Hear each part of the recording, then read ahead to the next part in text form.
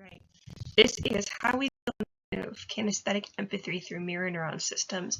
So essentially what this project did is over the course of 3 semesters, we examined dance movement therapy practices as a tool to improve empathy in people and improve emotional recognition.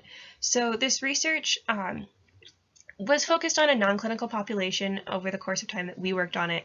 What we were aiming for with this research is to get where we could use this for clinical populations.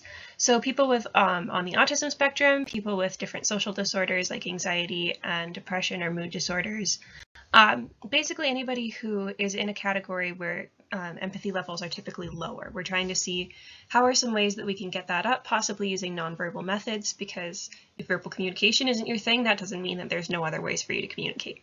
So what we do with dance movement therapy, there's a lot of different ways to do it, but what we did for this one is we used a mirroring practice, which is when we have 2 people in a pair. We have one person who's assigned to create a dance, and we have one person who's designed to mirror their dance in real time.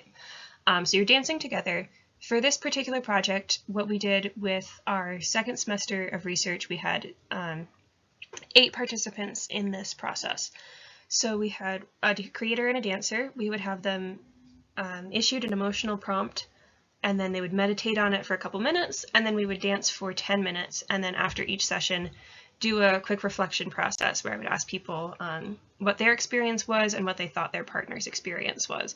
And what we found essentially is that we think that this helped to increase some emotion recognition and some empathy, but dance movement therapy hasn't historically been researched in a super scientific way. It's more of a holistic practice. And so while there's evidence that it does work, it's not strong enough evidence for us to be able to use, and we don't yet have the systems to be able to assess and measure this. So if you'll look in figure 1, I don't know how small this is going to be, but it's a list of some things that we need to consider for future DMT research. So we've got variables in space, music, prompting, and dance training. So for example, in this study, we used both trained dancers and people who had no dance experience, and we found differences in their reflection and differences in the assessments that we could run with how they perceived the prompts, how they moved, and what aspects of their movement they were concerned with. So things like ballet dancers being more concerned with the visual aesthetic and modern dancers being more concerned with the emotional process as opposed to what they thought that they looked like in space. We looked at different levels of prompting. If we wanted people to be introspective, we wanted to prompt emotions. If we wanted literal storytelling, we wanted to prompt more of events. So things like dance as if you're reflecting an event in your childhood or in your adulthood or something like that. Whereas if we wanted actual introspection on emotions, we would prompt dance something that you fear or dance something that you're hopeful for.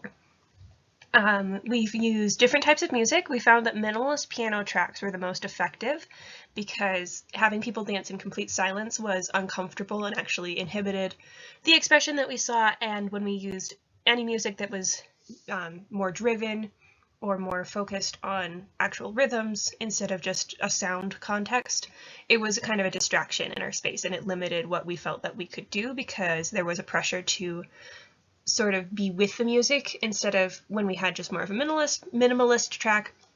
It allowed people to kind of do their own thing with the music. There is just sort of a comfort.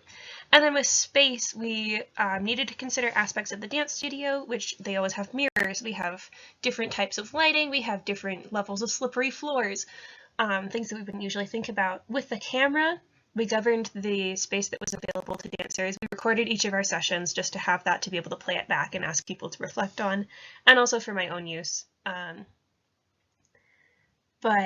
then we also had people who were at most 4 feet apart because they wanted to be able to see each other, and that allowed them access to their frontal plane. So that did also put a limit on things in our study. So this has been a bit long, but essentially what we found is this has a lot of promise. It needs a lot more research to be able to work. So what we tried for the 3rd semester of research was to do this with some kids. A simplified version of the study where they were given just prompts of remember a time when you felt happy or remember a time when you felt angry.